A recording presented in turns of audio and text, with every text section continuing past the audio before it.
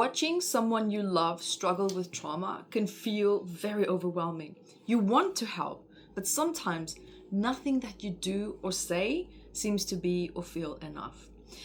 Now you might also feel helpless when they shut down, they withdraw, or they react in ways that seem quite irrational, and it leaves you feeling actually even more perplexed. But here's the key insight that neuroscience and psychology show us. Their brain has changed. You see, trauma rewires the nervous system, making safety, trust, and emotional regulation so much more difficult. And healing doesn't just happen with time. It actually requires the right kind of support. So how can you really truly help them heal instead of unintentionally sometimes make things worse? Hi, my name is Evette Rose, and I wholeheartedly welcome you here with today's episode, where we're going to dive deeper into how to support loved ones who are going through trauma or who is recovering from a traumatic event as well. And remember also, subscribe here to my channel, stay up to date, and join me every Wednesday for free masterclasses at matmasterclass.com. So today's episode is going to teach and guide you what trauma does to the brain and what your loved one actually really needs, and the best ways to support also their recovery without overwhelming them or even yourself. Now here's the thing, understanding the trauma brain and why they are not themselves. Because trauma physically alters the brain, which is why some people actually struggle with it, might not actually seem like the person you once knew. So when we look at the neuroscience breakdown of that, the amygdala, which is our fear center, it becomes incredibly overactive. And they might actually react more strongly to stress, even in safe situations. Now the prefrontal cortex, which is also our logical mind, this also becomes greatly challenged, and a person can actually really start to struggle with reasoning, planning, and also calming down. Now the hippocampus also, on the other hand, we have that memory center that starts to shrink, and their sense of time actually becomes incredibly distorted, and traumatic memories now feel like they are happening actually in the here and now instead of being in the past. And not necessarily all the time, but these flashbacks, they can have moments when they feel incredibly intense as well. And on top of that, we have the nervous system, and this now gets stuck in the fight and flight and freeze and fawn mode.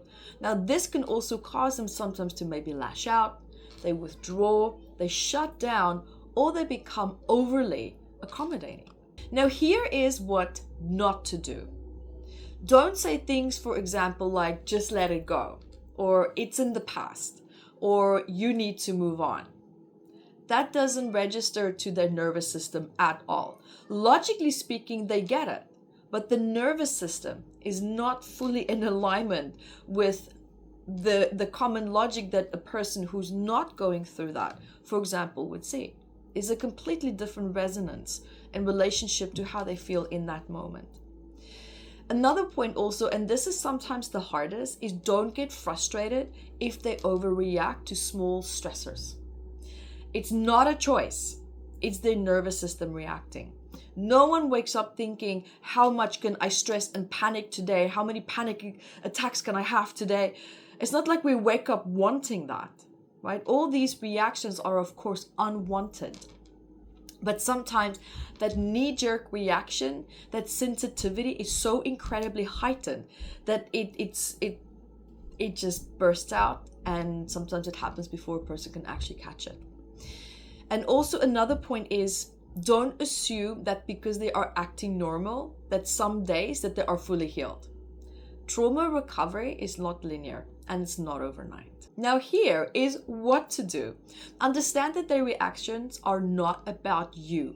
They are about their brain trying to actually protect them and trying to make sense of a new way of processing their environment. Do also provide a sense of safety and predictability as well. This can actually really help to calm that overactive nervous system as well. And remind them also that healing, it really truly is possible, and that they're not broken, even though they feel that way. It's just that their pain is really pulling them into that present moment as well. And remember that your loved one is not necessarily being difficult. Their brain and body, it's really stuck in survival mode. And there's so much power, there's so much to say for co-regulation as well, and how your presence can actually help to rewire their brain. Did you know that your nervous system can actually help regulate theirs? You see, when a trauma survivor is dysregulated, their body is now stuck in fear mode. So they need to almost like borrow your calmness to help them to feel safe again. Now let's look at how does co-regulation work. You can do calm breathing and relaxed body language together as well. And this will send subconscious signals that they are safe. So for example, in a gentle, steady voice, did you know that it activates the parasympathetic nervous system, that rest and recover mode? That means it's almost like a nice, calm, gentle voice. Safe, non-threatening touch can also be welcome if you can ask them, would you like a hug? Can I just hold your hand? Can I just sit here next to you? Because that releases oxytocin, and also that's the bonding hormone. And this can also reduce fear responses. Now, how do we use this co-regulation?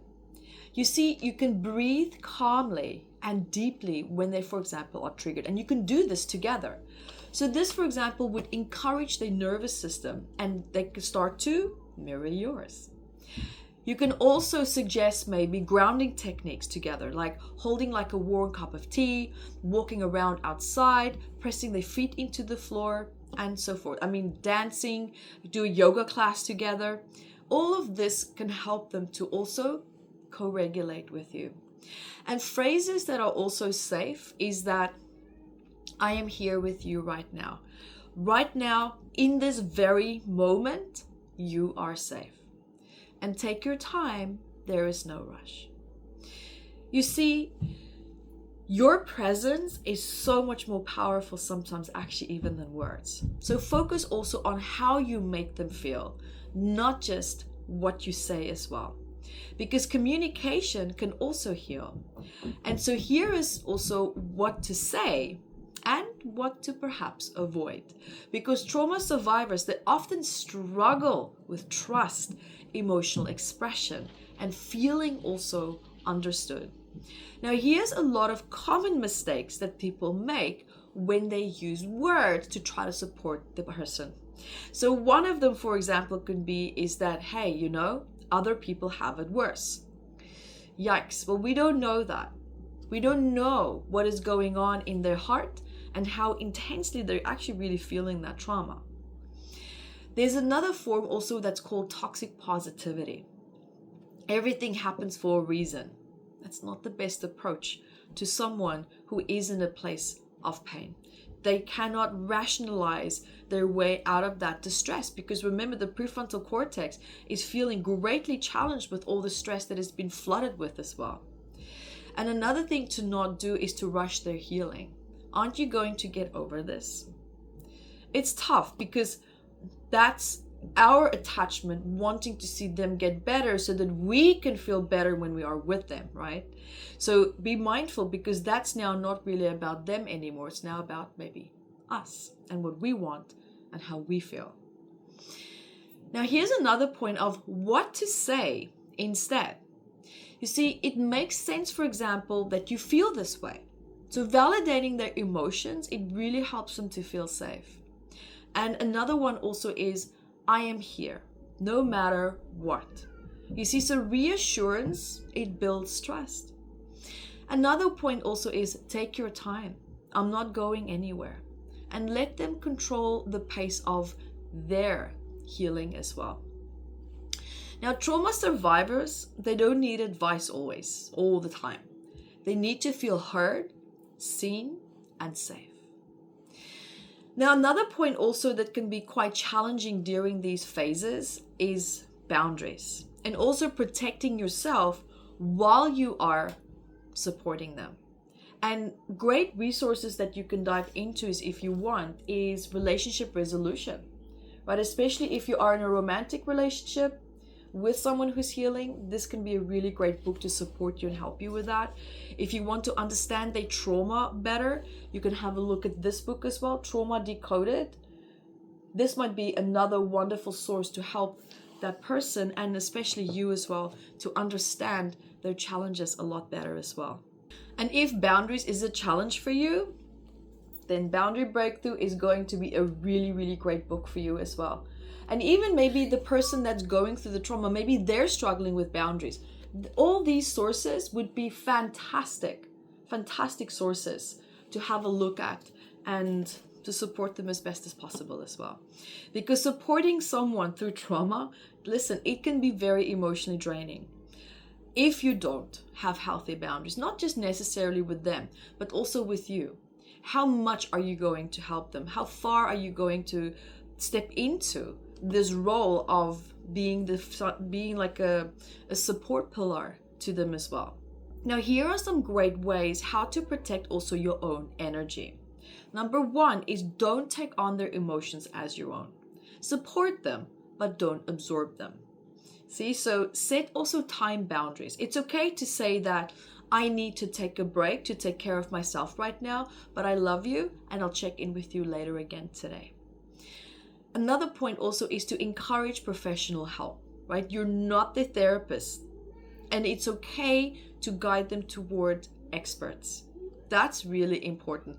Don't take on that burden, because sometimes people really truly do need professional intervention. Because helping them does not mean sacrificing your own well-being. It's really important to remember that.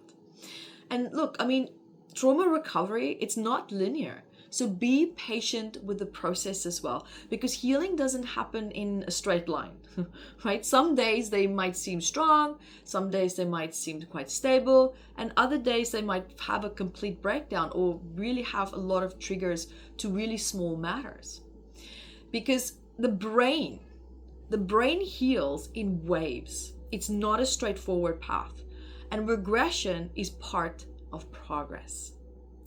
So as tough as it might sound, that's really truly what happens because of patterning, because of the way that the brain is adjusting, readjusting. So sometimes it's going to feel like a person taking a step back, but really truly the brain is just learning, how do I readjust to this new way of thinking, feeling, living, and being as well. Now, more great ways how you can stay supportive through these ups and downs is, don't panic. If they have a bad day, healing isn't about perfection. It's about moving forward, even when there are setbacks. Celebrate also small wins, even small improvements in trust, emotional expression, or even self-care. These are all signs of healing. It's signs of healing. So let them set the pace, because forcing them to move on will only really deepen their trauma response. And remember, progress is not about speed. It's about consistency. That's going to be the greatest, most powerful way forward, because the greatest gift that you can give them is to help them to feel safe, seen, and worthy of love, because trauma makes people feel unsafe, unseen, and unworthy of love.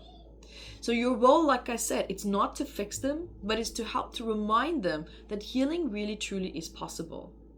And some key takeaways from today's episode is, in understanding the trauma brain, is that their reactions are survival based. It's not personal. Use co-regulation. Use, for example, your calm presence. This can help them to feel safe. Speak words also of validation and not forcing healing. And remember to protect also your own energy. Helping them should not come at your own expense. And remember to trust the process. Healing isn't linear, but every step forward, it matters. So my question to you is, what's a small way that you can start to support a loved one in their healing journey today? So drop the comment today now below, and let's talk about trauma recovery and how we can best support one another. And remember also to subscribe here to my channel, stay up to date, and until next time, I love you guys. Be the light that you are. And remember, if you want to learn more about stored emotions in the body and how they can even be hiding behind ailments, tension, pain, negative thoughts, beliefs, any challenges that you're having in your body, there's going to be stored messages. So remember to go grab your copy of Metaphysical Anatomy. It's a big book of 722 medical ailments and then the emotions that are suppressed behind them as well. You'll be also finding powerful questions in this book that can really truly help you to get started on your healing journey. And you can find your copy at evettebooks.com.